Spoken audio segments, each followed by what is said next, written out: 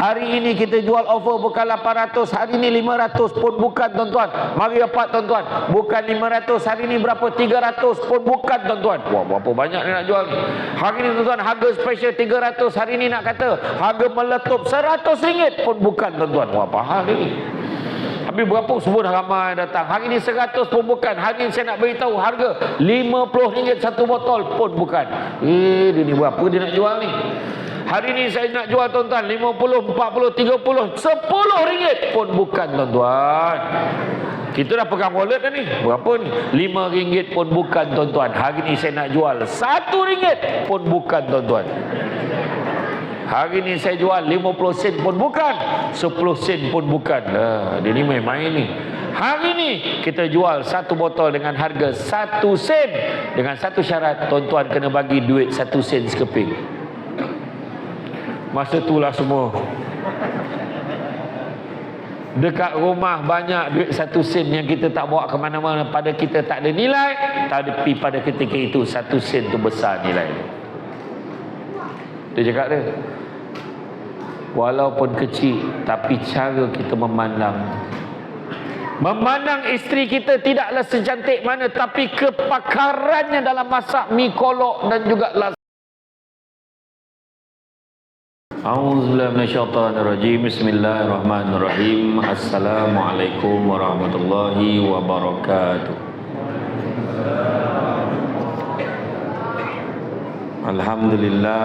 Alhamdulillahillazi arsala rasulahu bil huda wa dinil haqqi liyuzhirahu ala dini kullihi walau karihal kafirun walau karihal musyrikun walau karihal muslimun. Subhanaka la ilma lana illa ma 'allamtana innaka antal alimul hakim. Rabbi syrah li sadri wa yassir li amri wa hlul 'uqdatam min lisani yafqahu qawli. Alhamdulillah, syukur kepada Allah Subhanahu wa taala, segala puji bagi Allah Ta'ala sekalian alam. Salat dan salam ke atas junjungan besar Nabi Muhammad sallallahu alaihi wasallam. Terima kasih banyak saya ucapkan kepada tuan pengurusi acara bahagia Tuan Hamdan bin Haji Katang, Pegawai Daerah Dalat. Seterusnya Tuan Haji Hindi bin Suhai, Tuan Temenggung,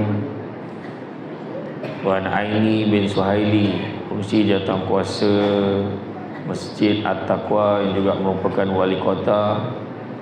Seterusnya ketua-ketua jabatan, ketua-ketua masyarakat, ketua-ketua kaum, keseluruhan ahli jawatankuasa Masjid At-Taqwa, pemimpin-pemimpin tempatan di semua peringkat yang berkesempatan hadir, seluruhnya tuan-tuan dan puan-puan yang dirahmati Allah sekalian.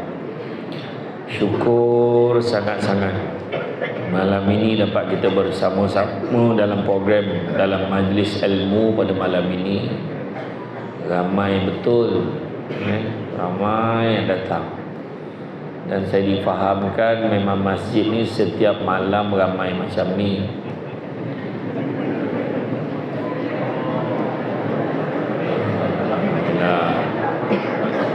Ramai yang terperanjat pula kan. Mana ada yang memang ramai setiap malam. Makna dia kali pertama datang malam ni. Dan pada malam ini mudah-mudahan, sebab Nabi sebut barang siapa yang mengikuti jalan-jalan ke majlis ilmu, maka Allah akan anugerahkan kepadanya jalan-jalan ke syurga. Amin. Jangan lupa hashtag pergi syurga balik hari. Hari ini kalau kita tengok topik yang telah diberikan, ramai lagi yang nak masuk, dah penuh, baru tahu masjid ni tak cukup besar rumahnya. Selama ni rasa besar betul masjid ni, tak ramai orang. Hari ni ramai budak sampai ke koridor. Masuk. Siapa lagi yang nak masuk? Ya. Saya kira kehadiran malam ni tak kurang 20,000 orang. Ramai betul. Parking pun panjang tadi saya tengok. Saya kata nasib baik ada reserve parking penceramah. Kalau tidak saya pun jalan jauh tadi. Terima kasih banyak. Tarawih pun tak seramai ni. Malam ni ramai betul. Terima kasih banyak. Itu menyebabkan saya seronok datang ke Mekah. Pagi tadi di SMK Three Rivers Petang tadi pun secretary reverse, pagi tadi untuk student, petang tadi anjuran PPD, malam ni di sini. Esok pagi kuliah subuh di Masjid Muka.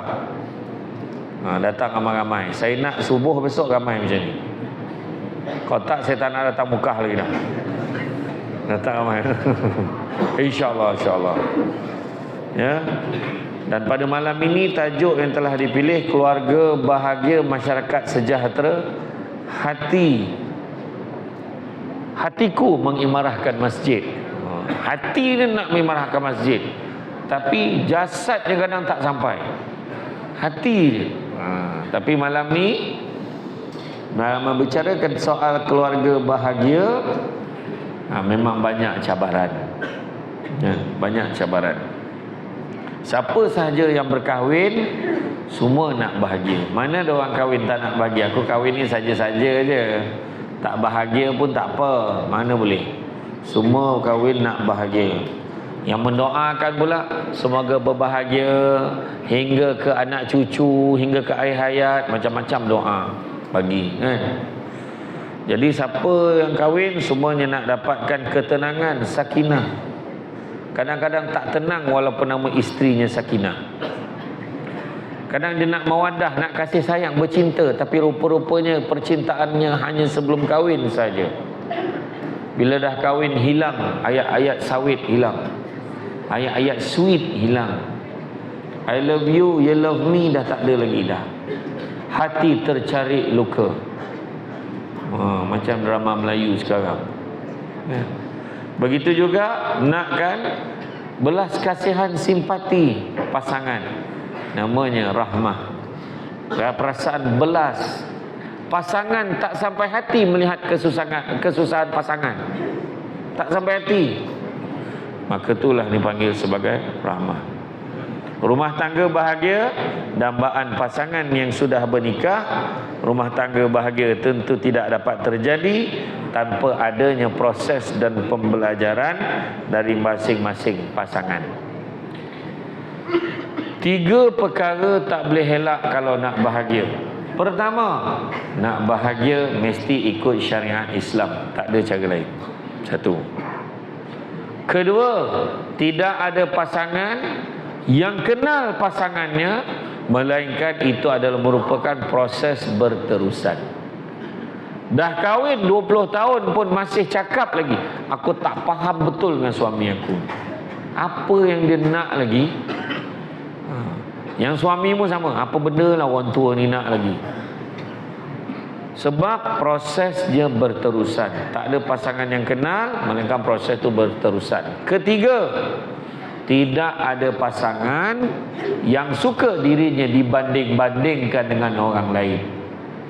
Cuba tengok suami orang tu macam ni, macam ni. Cuba awak tengok orang tu macam ni, macam ni. Semuanya dibuat perbandingan.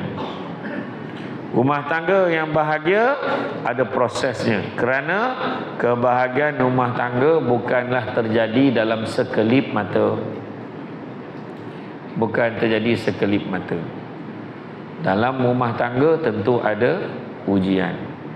Cantik dipandang bulan mengambang torang diawan. Kalau dah hidup namanya orang, takkan lari daripada ujian dan dugaan. Tentu ada ujian. Bila kahwin, diuji duit tak ada. Bila kahwin, diuji anak tak ada. Contohnya kahwin-kahwin tak beranak, tak dapat anak, sabar. Yang seorang nak kahwin, beranak aja kerjanya. Kejap-kejap beranak, kejap-kejap beranak. Assalamualaikum, salam, beranak. Bagi salam menyaut, beranaklah dia. Aktif. Tak ada kerja lain. Assalamualaikum, salam, beranak. Maksudnya balik kerja ke apa, bergurau-gurau, beranak. Belum betul-betul lagi tu, baru bergurau beranak. Belum betul-betul lagi. Ada orang rezekinya macam tu. Diuji pula, ada anak ramai, kerja tak ada. Diuji dengan penyakit, sakit dan sebagainya. Semuanya ada ujian. Dan rumah tangga ini, kan, kita diperintahkan untuk menjaga ikatan perhubungan yang suci ini. Sebab apa? Ada setengah golongan di luar negara, di setengah golongan yang bukan Islam, dia tidak memandang kepentingan perkahwinan. Boyfriend, girlfriend boleh duduk sekali sampai dapat anak 3-4 orang, dan bila ditanya bila nak kahwin, dia boleh jawab, kami belum terfikir soal kahwin. Anak dah 3-4 orang. Ada seorang pelakon stan yang kita semua minat, pelakon Cina, Hong Kong, popular. Dia ada anak luar nikah seorang. Dan ada anak luar nikah ni, hidupnya sekarang ni sebagai gelandangan, tak tentu arah, dan dia menyalahkan kedua ibu bapanya disebabkan hidupnya jadi macam tu. Ada, saya tak nak sebut nama. Tuan-tuan boleh cari sendiri. Jadi rumah tangga ini bukanlah satu perkara yang mudah, tetapi bukanlah bermakna dia perkara yang mustahil. Yang jelasnya rumah tangga sakinah, mawaddah dan warahmah ini adalah proses berterusan dan harus dipertahankan. 3 cabaran sebelum kahwin. Saya bentang paper di Setiawan Perak, cabaran berumah tangga abad ini. 3 cabaran. Pertama, tak mampu. Kedua, tak layak. Ketiga, tak jaga ikhtilat. Apa maksud tak mampu? Duit tak ada. Tak ada duit, nak kahwin.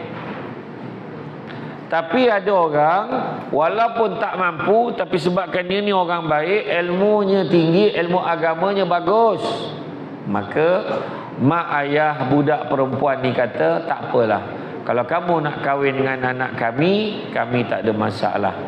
Memadailah dengan hantarannya senaskah Al-Quran. Mudah-mudahan hidup kamu diberkati dan diberikan keberkatan rezeki dalam kehidupan.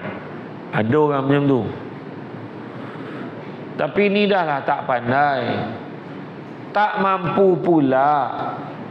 Bila tak mampu, dimampukan dengan personal loan, buat pinjaman pribadi dengan interest. Duit yang bercampur dengan riba dijadikan benih asas nak bina rumah tangga. Confirm banyak masalah keluarga tu. Nah, tu cerita dia. Sebab duit yang bawa masuk, duit yang tak berkat. Nabi pesan dalam khutbah takhir Nabi, segala urusan berkaitan dengan riba dihentikan mulai sekarang. Tapi kita gunakan duit interest tu, bercampur dengan duit interest, untuk jadikan duit mas kahwin, duit hantaran dan sebagainya. Okey, tu yang pertama. Yang kedua, tak layak. Macam mana tak layak? Bodoh serba-serbi.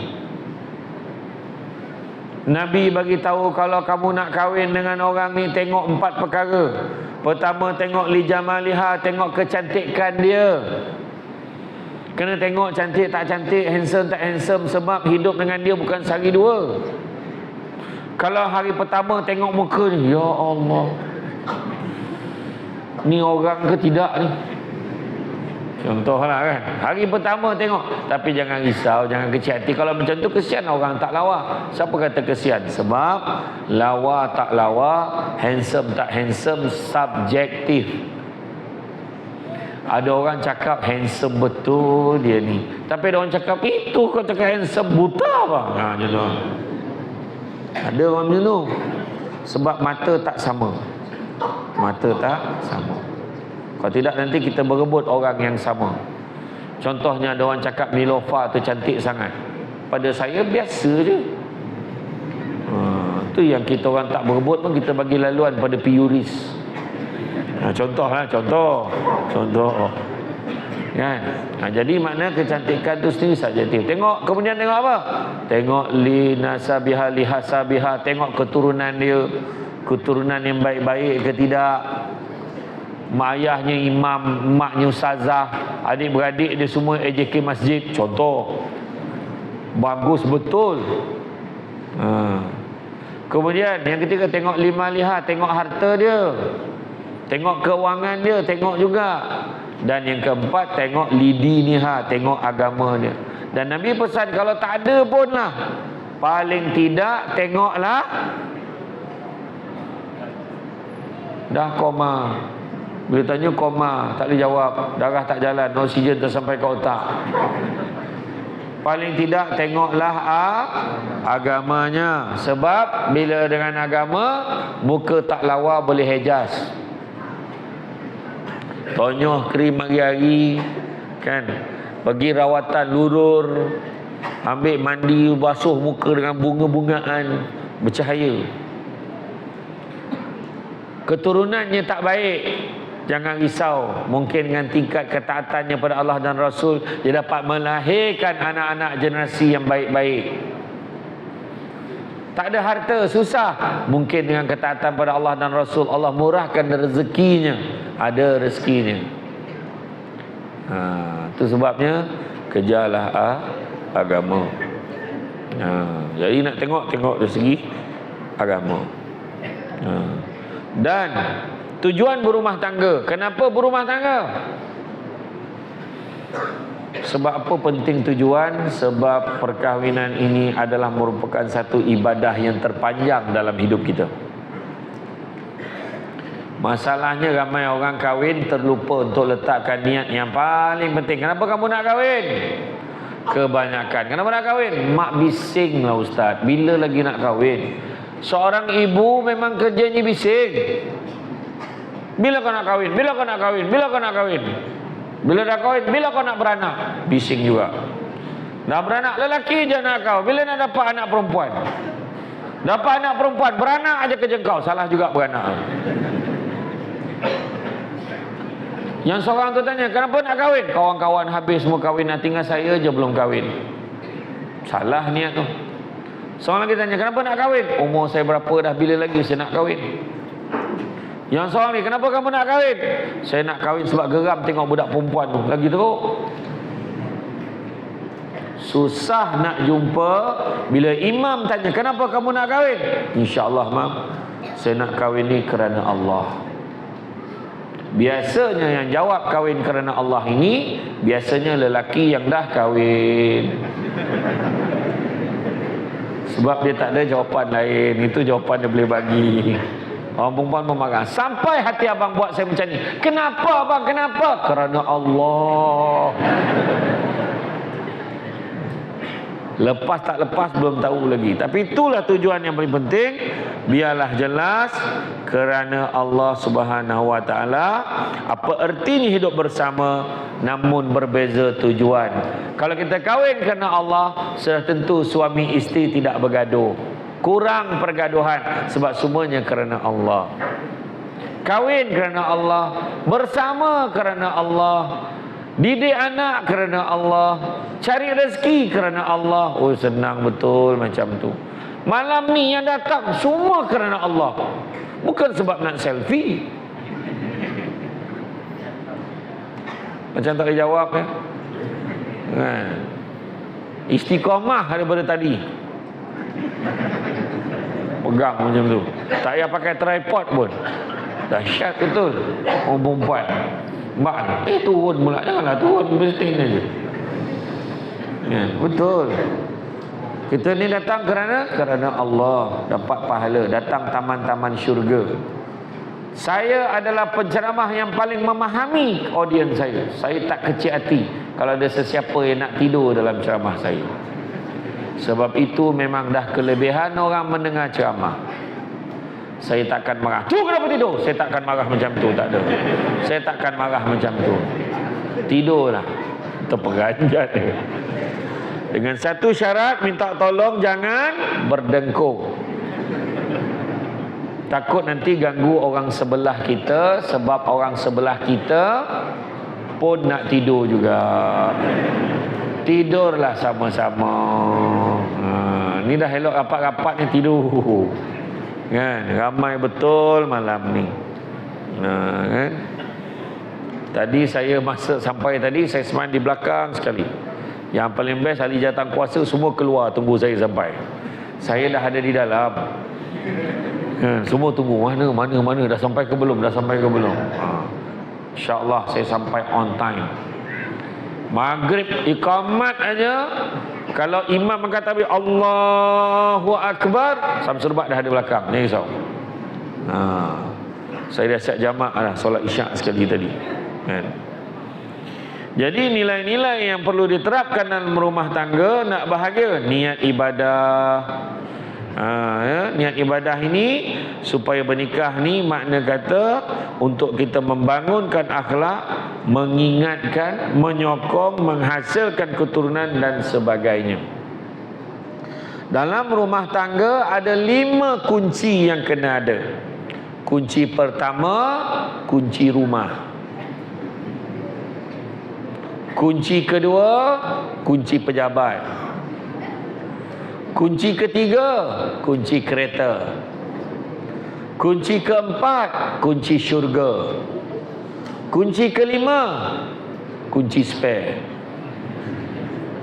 Apa maksud kunci rumah? Maksud kunci rumah yang pertama, sistemkan keluarga kita mengikut sistem kekeluargaan Islam. Rumah kita. Bangun pagi subuh berjemaah. Didik anak-anak kita solat jemaah bersama. Anak-anak yang berusia 3, 4, 5, 6, 7, 8, 9, 10 adalah tempoh yang paling mudah nak didik dia solat subuh berjemaah berbanding kanak-kanak berusia 40 tahun. 40 tahun baru nak ajar solat subuh berjemaah. Susah. Yang anak-anak senang. Semayang subuh berjemaah. Pagi-pagi kejut. Bangun pagi kadang-kadang orang perempuan ni dia bajet dia paling baik sekali dalam rumah.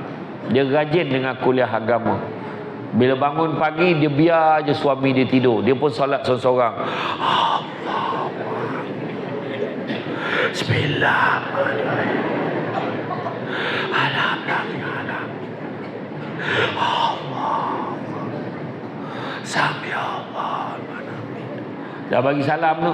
Assalamualaikum.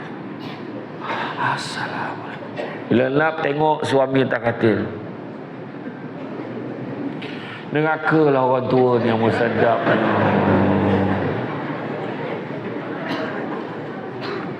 Kejut suami solat subuh sama-sama. Kejut suami. Abang bangunlah subuh.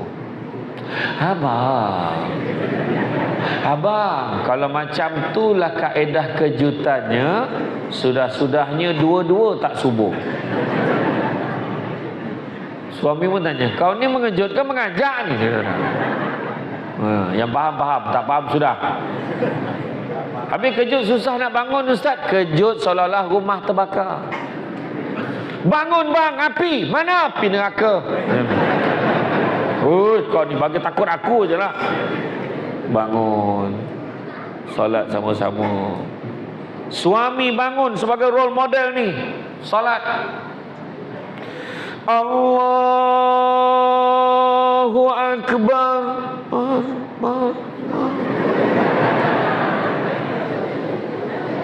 Anak kat belakang, wui, ada speaker. Gema wui. Kan, bangga. Bismillahirrahmanirrahim. Alhamdulillahi rabbil alamin. Ar-Rahmanir-Rahim. Maliki yaumiddin. Iyyaka na'budu wa iyyaka nasta'in. Ihdinas siratal mustaqim. Isteri kat belakang dalam hati, suamiku. Orang perempuan kan macam tu.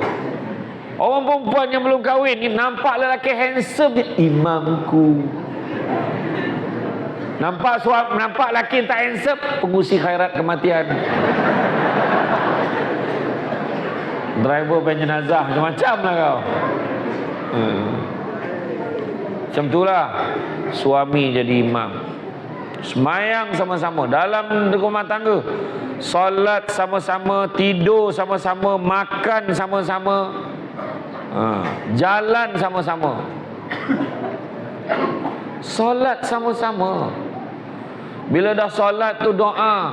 Doa ada sebiji macam majlis rasmi kerajaan negeri. A'udzubillahi minasyaitonirrajim. Bismillahirrahmanirrahim. Ya Allah. Isteri kat belakang. Nak mati bapak ni. Ya. Sesungguhnya aku sayangkan isteriku, ya Allah. Anak semua pandang mak. Mak ni panas, sibuk aja lah. Aku juga sayangkan anak sulungku, Alung, ya Allah. Lung, nama kau lah, Lung. Aku juga sayangkan anakku yang kedua, Angah. Angah, nama kau pun ada. Aku juga sayangkan anakku yang ketiga, Alam, ya Allah. Tahu tak apa, dia jawab. Ya Allah, doa spesifik. Ya Allah, anak sulungku bakal menduduki peperiksaan SPM pada tahun ini, ya Allah. Berikanlah dia 12A, ya Allah. Berubah muka Long. Angah tanya, kenapa Long? Subjek ambil 9 aja. Macam mana nak dapat 12 tu? Ayahnya pun tak tahu. Solat sama-sama. Dan bila solat, dan bila dah solat, doa ni juga kadang-kadang orang perempuan kena dengar betul-betul. Kadang-kadang dia dengar doa ni macam doa dia tengah masjid kan, imam tu Bismillahirrahmanirrahim.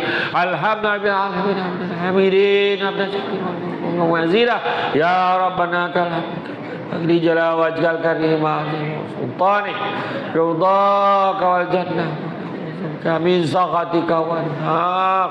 Ada dengar, ada tak dengar, dengar tak dengar kan. Tapi ni bahasa Melayu. Hati-hati orang perempuan. Kadang suami doa, ya Allah, kau berikan aku, ya Allah, aku dah lama ingin lagi, ya Allah. Pemudahkanlah urusanku untuk, ya Allah, pemudahkanlah urusan untukku lagi, ya Allah. Isteri kat belakang, amin, amin ya Allah. Mereka nangis aminnya. Makbul, dengar betul-betul. Dengar betul-betul. Lagi satu lagi. Lepas saja doa, semua bersalam-salaman, minta maaf, baru betul. Lagi satu, sebelum tidur pun elok minta maaf. Selain pada lepas solat minta maaf, bang. Bang minta maaf banyak-banyak kalau saya buat salah hari ni Iyalah, samalah abang. Macam tu. Sebelum tidur pun macam tu. Abang, minta maaf tau kalau buat salah hari ni. Orang lelaki jangan belagak pula. Kau tahu aku siapa. Bukan macam tu. Gosok kepala isteri. Yalah, abang pun sama minta maaf. Ini tak minta maaf bila hari raya. Dijamakkan dosa tu setahun. Tu yang pagi raya menangis-nangis tu. Dia berlutut mula.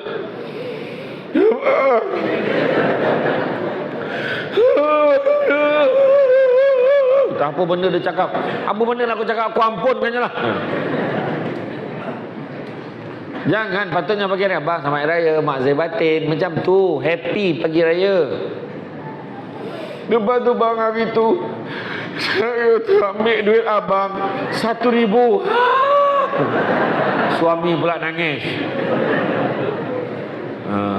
Tapi sebenarnya orang perempuan salah tak ambil duit suami 1,000. Dialah yang ambil tu.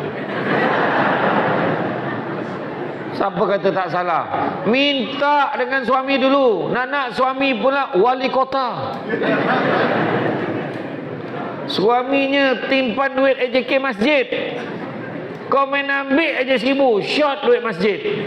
Jangan. Minta izin.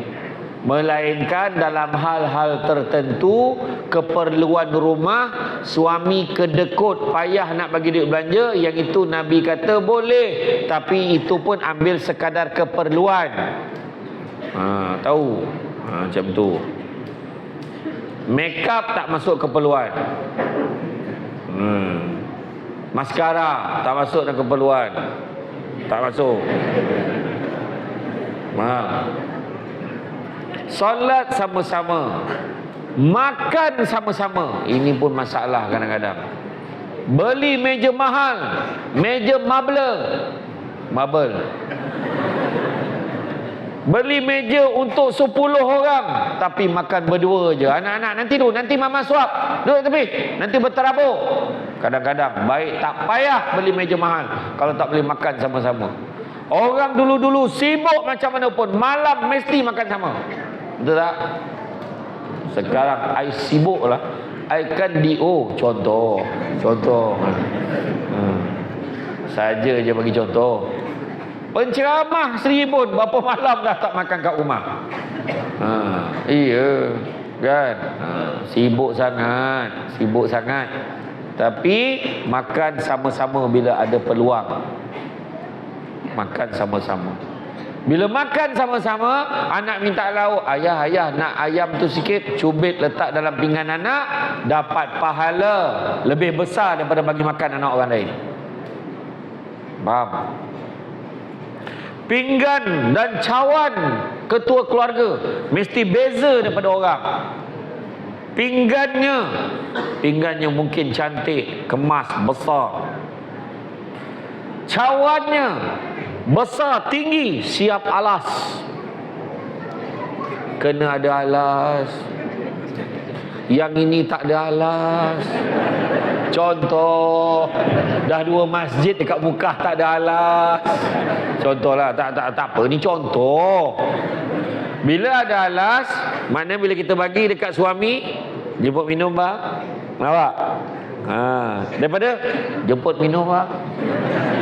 Macam kelab malam tahu. Mesti ada alas. Orang tua-tua dulu-dulu mesti ada alas. Betul tak? Dia ada alas. Pastikan macam gelas macam ni sesuai sebab dia tinggi dan besar. Jadi suami tak perlu tambah banyak kali air. Faham? Ni nak bagi faham contoh. Jadi bila minum maknanya kalau minum ikut sunnah pula. Jemput minum bang, suami pun minum. Bismillahirrahmanirrahim. Abang ni pernah cakap dengan isteri dia, abang ni jauh balik ceramah, air kosong kau bagi. Contohnya suami. Ni suami tu cakap, bukan saya. Saya okey. Ya, Bismillahirrahmanirrahim. Kalau minum ikut sunnah paling kurang 3 teguk. Jangan kurang daripada 2. Contoh, Bismillahirrahmanirrahim.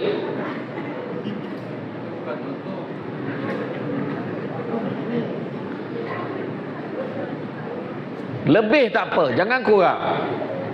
Faham? Tapi kalau minum macam ini,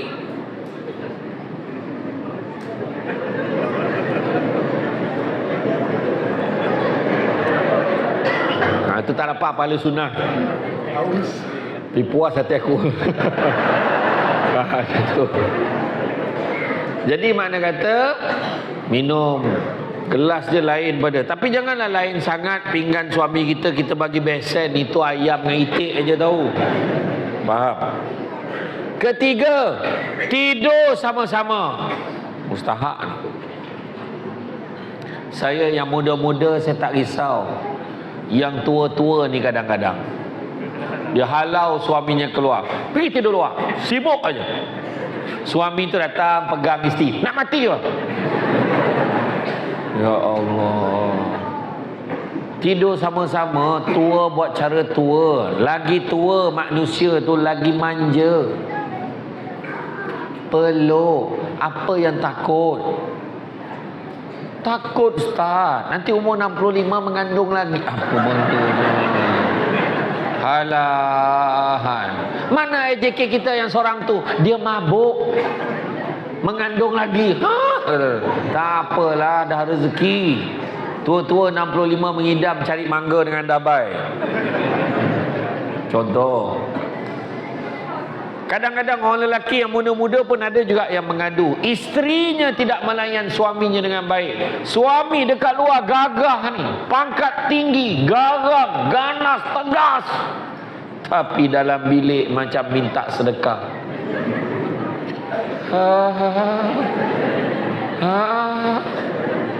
Tolonglah. Orang perempuan nantilah, besoklah, penat lah, nak matilah, apalah, tak ada kerja lain ke? layanlah suami kamu. Nabi pesan, layanlah suami kamu walau di belakang unta sekalipun. Tapi janganlah saja-saja cari belakang unta. Mana kalau suami tanya, on tak on? On. Faham Ya, adik-adik ni, budak kecil ni gelak pula, risau aku. Ya. Maknanya layanlah suami dengan sebaik mungkin. Pandang suami, senyum, peluk, kalau boleh. Tahu, tidur sama-sama. Ini dah halau suami tidur luar. Tilam pun tak ada, tidur atas tikar mengkuang. Selimut tak ada, tutup pakai kain ihram balik umrah. Isteri tengah-tengah malam lalu tengok, ya Allah, jenazah siapa pula? Dah macam jenazah rupanya. Jaga. Tidur sama-sama. Dan yang keempat, jalan sama-sama. Anak tidur je tengah malam, tutup pintu, tutup tingkap semua, naik motosikal round Mekah sampai ke Bekenu. Jauh betul. Tak adalah, round satu Mekah, Dalat semua round sampai ke Dalat pergi. Sambil jika engkau minta intan permata, tak mungkin ku mampu. Isteri kata, tapi sayangkan ku capai bintang dari langit untukmu. Sampai dekat satu roundabout tu, yang jalan Pen Borneo yang belum siap tu, tap, tayar bocor. BLM, berat lebih muatan. Turun. Dia suruh isteri turun. Allah, kenapa pula turun? Tayar bocor ni. Turun. Jalanlah. Jauh menolaknya.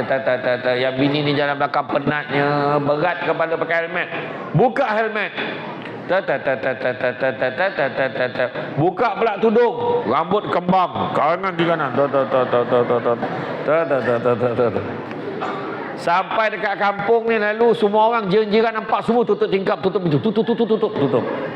Esok semua tegur suami kita. Malam tadi kau ke yang tolak motosikal tu? Ya, aku. Kenapa? Kau hati-hati. Aku tengok ada lembaga ikut kau. Itu bukan lembaga, tu bini aku, dia kata. Jalan sama-sama. Bahagia rasa. Jalan sama-sama. Yang kedua, kunci pejabat. Apa maksud kunci pejabat? Nak bahagia rumah tangga, cari rezeki yang halal. Rumah tangga nak bahagia, cari rezeki yang halal. Jangan tipu duit orang. Hari ni orang tipu macam-macam. Letak muka Syamsul Debat, senyum macam ni, pelaburan patuh syariah. Jangan percaya. Syamsul Debat apa pelaburan pun tak masuk. Tak handsome, tak apa, janji kaya. Tak ada. Tak kisahlah apa pelaburan pun. Hati-hati, kaji dulu sebelum masuk.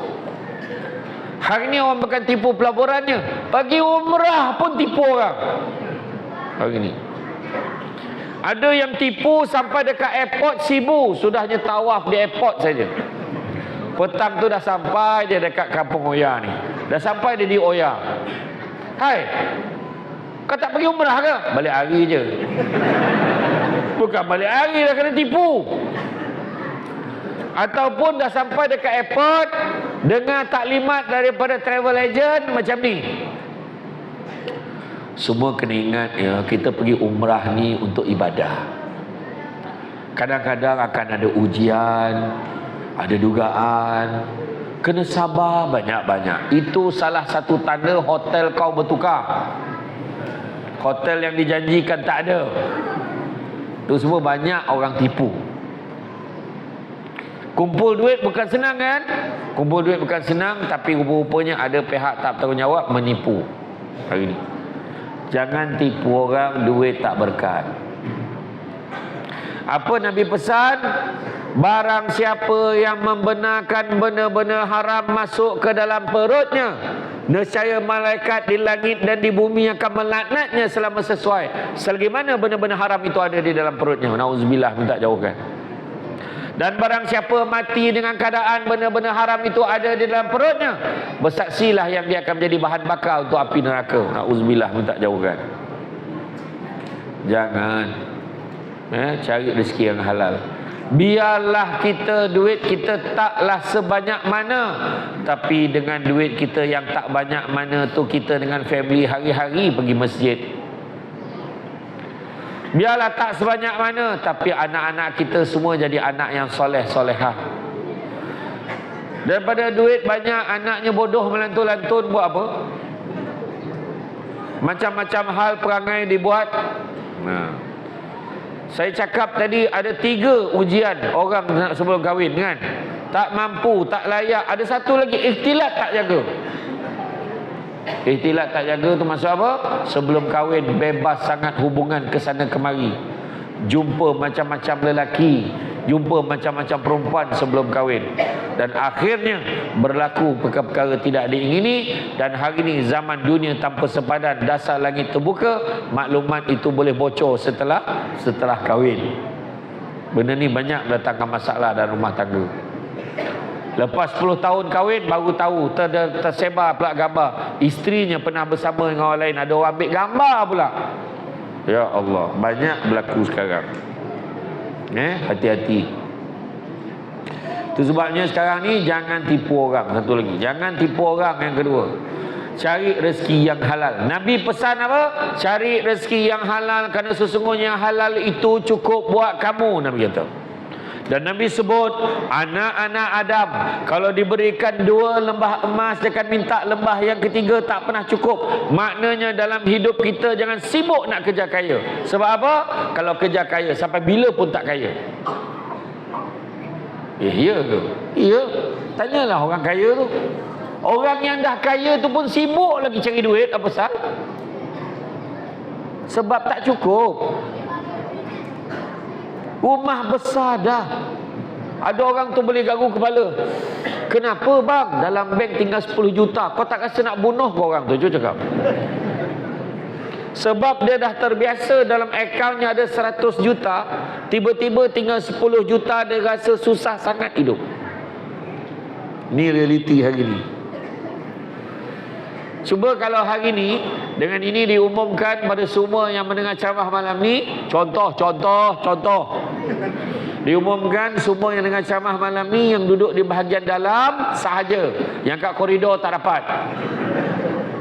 Kita akan berikan insentif keuangan, iaitu sebanyak RM100,000 setiap seorang. Saya nak tanya, senang ke tak senang? Senang dah belum? Senang ke belum? Senang. Ada yang cakap belum, ada yang cakap senang. Sebab pada orang yang cakap senang ni, sebab pada dia 100,000 tu dah cukup besar. Pada orang yang susah, contoh, kita tengah ni datang jalan-jalan di pasar malam, datang di tamu malam tu, kita tengok-tengok. Mari, siapa mau beli minyak wangi? Hari ini minyak wangi ini offer. Minyak wangi ni biasanya harga di luar sebanyak RM800 satu botol ini.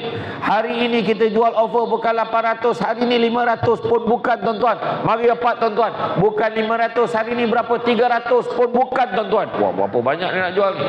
Hari ini, tuan-tuan, harga special 300. Hari ini nak kata harga meletup RM100 pun bukan, tuan-tuan. Wah, apa hal ni? Habis berapa semua dah ramai datang. Hari ni 100 pun bukan. Hari ni saya nak beritahu harga RM50 satu botol pun bukan. Dia ni berapa dia nak jual ni? Hari ni saya nak jual, tuan-tuan, 50, 40, 30, RM10 pun bukan, tuan-tuan.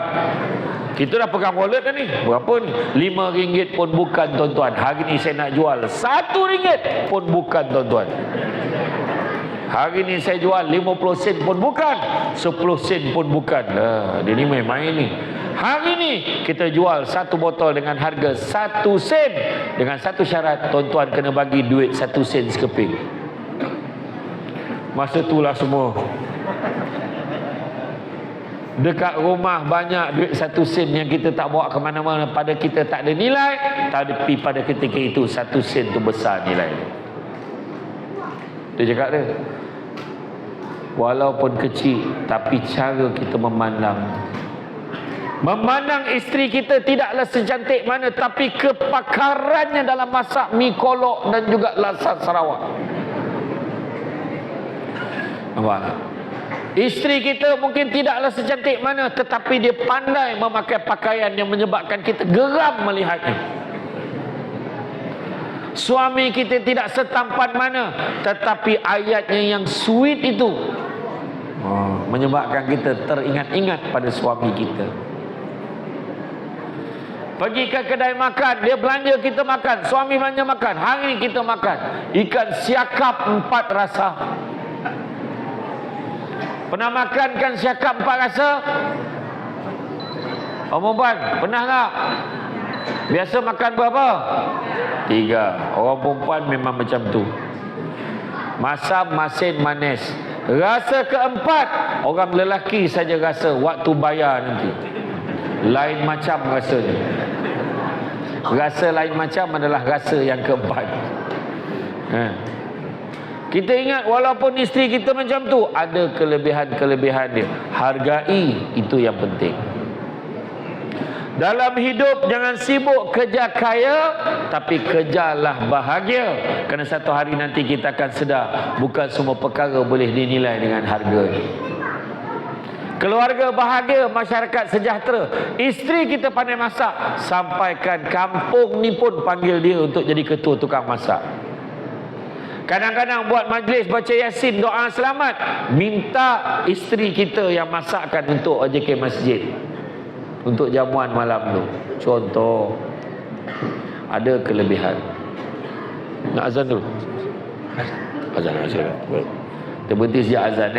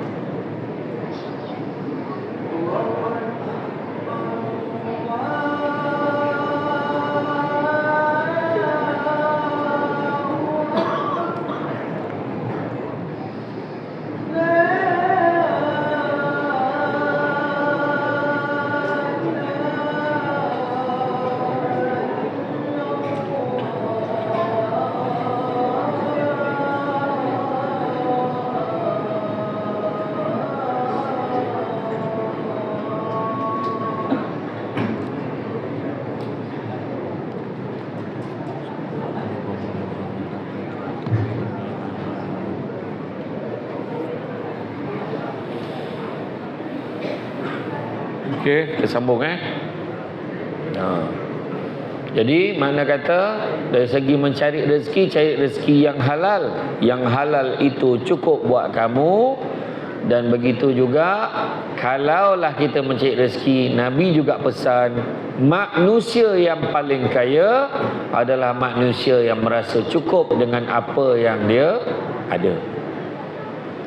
Jangan kita kadang kita sebut kerja kekayaan, kita lupa yang halal dan juga yang haknya untuk kita. Ketiga, kunci kereta. Apa maksud kunci kereta? Hala tuju nak bawa keluarga, biarlah ke arah yang diredai oleh Allah Subhanahu Wa Taala. Jangan bawa keluarga kita ke jalan nak berhibur. Bawa keluarga kita nak bersuka-suka saja. Ingat juga akhirat. Sebab dalam Quran pun Allah Ta'ala beritahu, barang siapa yang mengejar keberuntungan akhirat, nescaya kami akan tambahkan keberuntungannya itu. Maknanya dunia pun dapat. Namun barang siapa yang kejar dunia, nescaya dia akan dapat sebahagian saja daripada keuntungan dunia, dan takkan ada satu bahagian pun untuknya di akhirat kelak. Mana yang kita nak? Kejar akhirat, dunia dapat. Kejar dunia dapat sikit, akhirat langsung tak dapat apa. Kadang-kadang banyak sangat bawa berhibur, banyak sangat bawa bersuka-suka. Sudahnya anak masuk pertandingan bintang kecil, pertandingan nyanyi aja. Jadi macam mana kita nak anak kita jadi anak yang soleh-solehah, tapi suruh dia masuk pertandingan nyanyian? Kan tak kena, kan? Masuk pertandingan-pertandingan yang lain, marhaban, berzanji, musabakah, hafaz Quran dan sebagainya. Ya. Kemudian yang kelima, kunci apa? Yang keempat, kunci apa? Kunci syurga. Apa maksud kunci syurga? Nak masuk syurga ada satu kunci, nama dia rahmat Allah. Nak dapat rahmat Allah tak ada cara lain, beribadah sebanyak-banyaknya. Datang masjid, bawa ahli keluarga datang. Dua waktu solat yang paling susah nak datang masjid. Pertama subuh, kedua isyak. Subuh sebab pagi sangat, sejuk, kan, tengah sedap tidur, halangan dia. Isyak tu sebabnya kalau boleh daripada maghrib tunggu sampai isyak, ada harapan. Tapi siapa maghrib balik dulu, nanti datang balik, ada harapan tak datang balik. Kan? Dia ada dua halangan untuk kita beribadah. Dua halangan untuk beribadah. Yang pertamanya hawa nafsu, dan yang keduanya ketidakyakinan kita. Halangan untuk beribadah, hawa nafsu. Sebab nak pergi semayang dekat masjid, ada je hawa nafsu yang mengganggu. Pergi mana bang? Nak pergi masjid. Abang dah janji malam ni kan nak makan sama-sama. Isteri tanya, langsung tak jadi pergi masjid. Besok ajalah pergi masjid. Kalah dia dengan hawa nafsu. Baru nak pergi masjid, anak tanya, ayah nak pergi mana? Pergi masjid lah. Ayah kata malam ni nak bawa pergi pasar malam. Iyalah. Tak jadi pergi masjid, pasar malam punya hal. Anak-anak, godaan anak-anak, nafsu nak jaga anak-anak. Kalah kita dekat situ. Tapi hawa nafsu ni nak selesaikan macam mana? Mestilah dengan jihad kuat. Pergi mana bang? Pergi masjid. Abang kata nak makan sama malam ni. Sekejap aja abang pergi semayang. Balik nanti kita makan lah sama-sama. Okey, settle. Ayah nak pergi mana ya? Pergi masjid lah. Abang janji nak pergi pasar malam malam ni. Pasar malam takkan tutup selagi ayah aku tak sampai. Balik bersemayang kita pergi. Baik bang, settle. Macam tu. Kena kuat. Kedua, tak yakin. Kenapa tak yakin? Dia tak yakin dengan pahala yang Allah nak bagi dekat dia. Majlis ilmu macam ni, taman-taman syurga, dicatat pahala kebaikan sebanyak-banyaknya. Walaupun kita duduk tapi tidur tak dengar, pun dapat pahala. Apatah lagi yang mendengar dengan teliti pada mula sampai habis. Malam ni ramai orang datang, yang tak datang lagi ramai. Betul tak? Macam tu ya. Tak apa, rezeki. Katalah kita datang masjid. Kata Abu Laith Samarkandi, tanda takut kepada Allah terlihat pada 7 perkara. Pertama, pada lisannya bercakap yang baik-baik. Kedua, pada matanya memandang yang baik-baik. Ketiga, pada hatinya terhindar daripada tamak, sombong, dengki. Keempat, pada perutnya tak menelan benda-benda yang haram. Kelima, pada tangannya sentiasa bersedekah, buat benda-benda baik. Keenam, pada langkah kakinya melangkah ke tempat-tempat yang baik. Dan ketujuh, pada taatnya pada Allah dan Rasul. Melangkah kaki. Bayangkan kita datang ke masjid, pagi pergi masjid, subuh balik, zuhur pergi masjid. Masjid jauh tak masa antara zuhur dengan asar? Tak jauh. Balik rumah, asar pergi masjid lagi, balik rumah, maghrib pergi masjid lagi, balik rumah, ataupun terus tunggu dekat masjid, balik rumah meninggal. Ada orang tanya, masa bila suami kau meninggal? Masa tu dia baru balik pada masjid. Kan elok cerita tu. Masa bila dia meninggal? Dekat-dekat masa tu nak masuk waktu dia tengah siap lagi masjid, dia meninggal. Kan bagus cerita tu. Masa bila dia meninggal? Di masjid, lagi sedap cerita tu. Mana nak? Mati tengah karaoke ke mati tengah sujud? Tengah karaoke. Engkaulah. Keras. Keras. Mati pegang mikrofon. Macam tu keras bawa jenazah.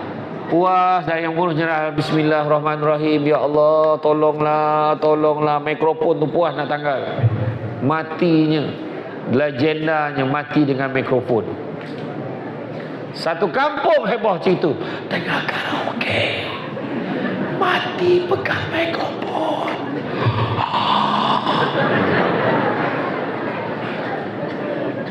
Mana nak? Mati tengah karaoke ke mati tengah sujud? Sujud. Tapi jangan imam.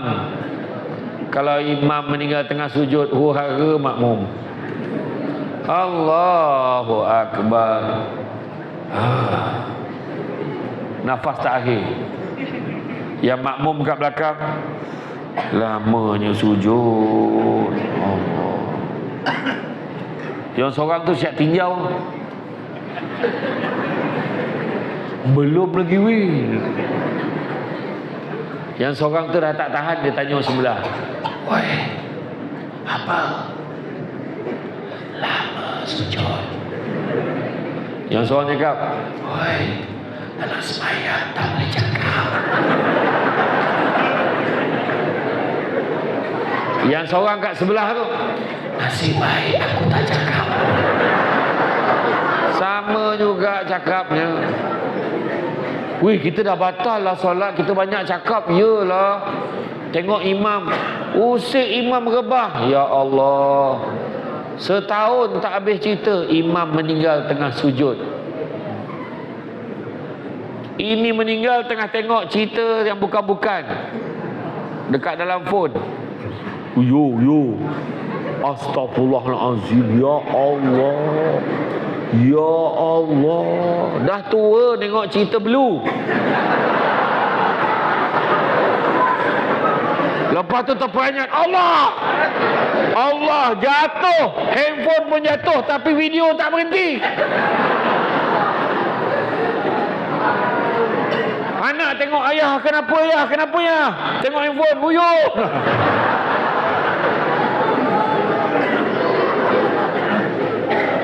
Tapi bukan orang sini, orang tempat lain. Jangan. Ni jaga. Hala 7 tu kena jaga ibadah betul-betul. Semayang jaga. Jaga solat. Malam tadi saya ceramah di Kampung Teh. Saya tekankan tentang jaga solat. Kalau dalam rumah tangga tak jaga solat, macam mana nak jaga yang lain? Lagi tak boleh jaga. Dan yang kelima, kunci spare. Masuk kunci spare, semua kena mainkan peranan masing-masing. Suami kena main peranan, isteri kena mainkan peranan, anak-anak mainkan peranan masing-masing. Nampak? Jangan salahkan isteri saja. Awak duduk rumah, ni kerja awak, bukan kerja saya. Salah. Sebenarnya dalam rumah tangga dia adalah usaha sama, kerja sama. Kalau ikutkan tugas orang perempuan hanya 2 saja di rumah, melayan suami dan melahirkan anak. That's all. Itu sahaja. Layan suami, melahirkan anak. Itu sahaja. Kemas rumah, basuh pinggan, basuh kain, sidai kain, sental bilik air, ajar anak, basuh pinggan, basuh kain, semua kerja suami.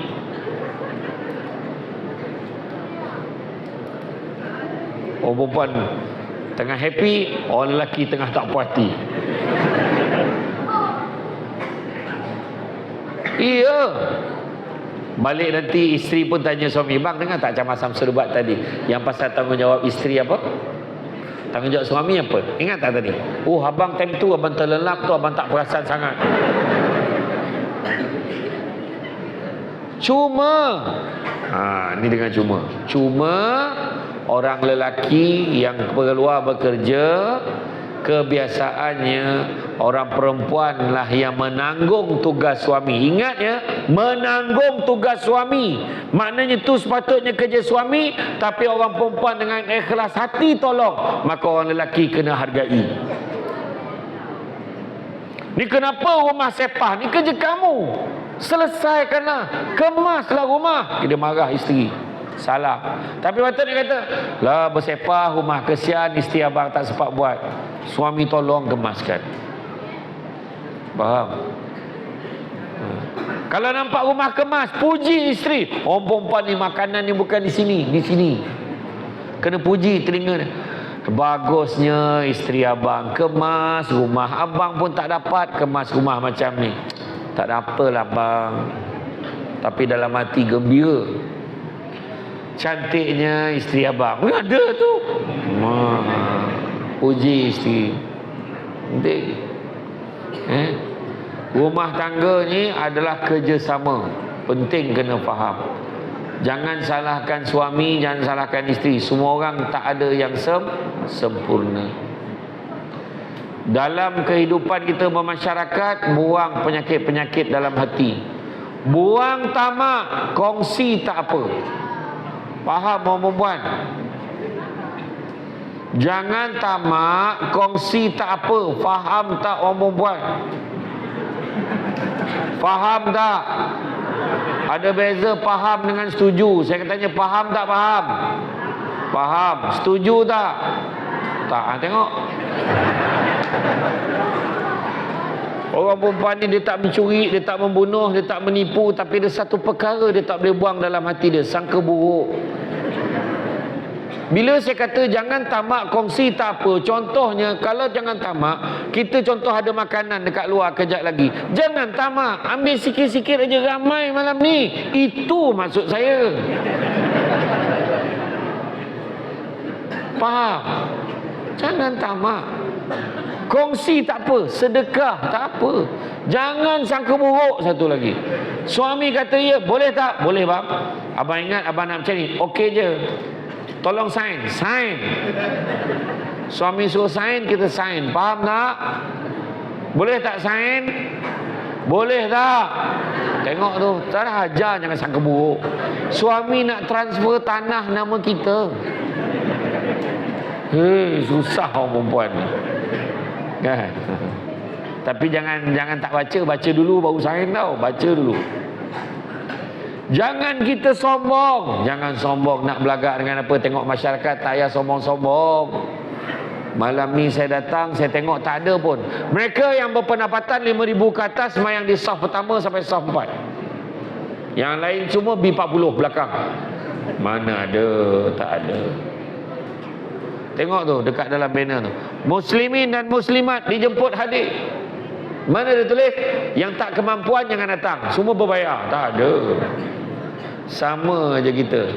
Malam ni cuba tengok. Tuan D.O. kita pakai jubah kelabu dengan kopiah coklat. Tak ada siapa. Kalau saya ni tak diberitahu, saya pun tak tahu dia D.O. Nampak macam orang kebanyakan aja. Humble. Macam tu. Betul. Syamsul Debat pun pakai baju ni. Ni pun baju sponsor ni orang bagi. CGO Cotton. Kan? Iya, nak belagak dengan apa? Nak sombong dengan apa? Samsul Debat berapa lama boleh ceramah?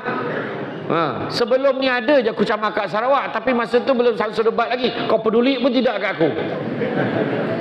Tiba-tiba sekarang ambil gambar. Hari tu di restoran Laksa Sarawak di Kuching tahun lepas. Nak ambil gambar boleh, bukan Islam tau, non Muslim. Boleh, tak salah orang. Tak salah. Adiputra kan? Saya kata bukan.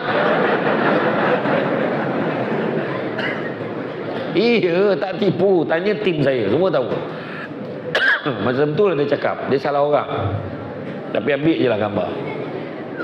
Nak sombong dengan apa? Tak payah sombong. Menyanyi, tengok penyanyi tu sampai masa suara pun tak keluar. Sampai masa nak nyanyi lagu sendiri pun tak boleh. Nak sombong dengan apa? Sombong dengan duit. Mati anak berebut harta. Apa kebanggaan kaya? Apa kebanggaan kaya cakap? Macam-macam kan? Hati-hati. Dan begitu juga yang ketiga, jangan dengki. Buang sifat dengki dalam hati. Dengki bahasa Melayu, bahasa Arabnya hasad. Punya teruk di Malaysia ni, dua-dua pakai. Hasad, dengki. Ada je tak puas hati dengan orang. Marah dengan JK Masjid. Macam mana JK Masjid boleh pakai baju sama je? Banyak cerita. JK Masjid bukannya pakai duit orang, tipu duit orang pun tak ada. Semua diaudit akaunnya. Iya. Jangan kita bersangka buruk dan sebagainya. Jadi tuan-tuan dan puan-puan sekalian, pesanan Nabi dalam hadis cukup jelas. Yang saya sebut tadi, pertama, Nabi sebut anak-anak Adam kalau diberikan 2 lembah emas, dia akan minta lembah yang ketiga, tak pernah cukup, sebab menunjukkan nafsu manusia. 2 lembah takkan tak cukup lagi. Betul tak kita cakap? 2 lembah emas takkan tak cukup lagi. Hakikatnya itulah yang berlaku. Berapa ramai orang dia kata, aku pencen besok, aku rehat, tak payah fikir apa dah. Duit KWSP aku ada dekat 600,000. Aku tak payah fikir apa dah, boleh rehat. Tak sampai 2 minggu dia keluarkan duit KWSP, dia pegang senapang depan bank jadi jaga, jadi guard. Sebab apa? Tak cukup rupanya. Anak-anak nak pakai itu, nak pakai ini, nak pakai. Itu sebab saya kata duit persaraan jangan habiskan untuk anak-anak. Fikirkan hari tua kita. Bah. Dia cakap tadi cukup. Tak cukup. Duit berapa banyak, berapa juta, 100 juta, 200 juta, macam tak ada apa-apa je. Tapi masih tak cukup. Kedua, Nabi pesan apa tadi dalam hadis saya sebut balik? Nabi sebut cari rezeki yang halal itu cukup buat kamu, Nabi kata. Ketiga, Nabi kata apa? Manusia yang paling kaya. Lah, boleh kaya rupanya. Manusia yang paling kaya adalah manusia merasa cukup dengan apa yang dia ada. Syukur. Surah Ibrahim ayat 7 Allah beritahu apa?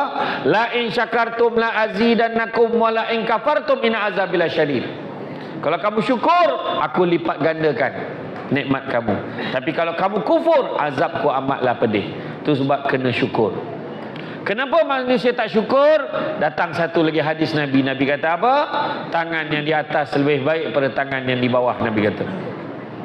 Maknanya memberi lebih baik daripada menerima. Dan Nabi juga sebut apa?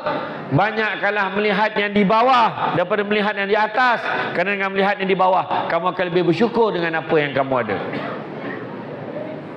Nampak? Itu sebab manusia tak bersyukur. Sibuk tengok apa yang orang ada, sampai terlupa apa yang kita ada. Sibuk tengok kelebihan orang lain, lupa tengok orang yang lebih susah daripada kita. Dan begitu juga Nabi pesan tentang tangan di atas lebih baik pada tangan di bawah. Dalam rumah tangga kalau nak berbahagia, dalam masyarakat kalau nak bahagia, banyaklah memberi daripada menerima. Keluarga jadi tak bahagia. Kenapa? Orang perempuan, bawang lelaki sibuk sebut, saya tak dapat ni, saya tak dapat ni, saya kahwin dengan dia, dia tak layan saya kahwin dengan dia, dia tak jujur dengan saya kahwin dengan dia, dia tak bagi saya kat sini, saya kahwin dengan dia. Macam-macam cakap apa dia tak dapat. Tapi cuba fikir apa kita boleh beri.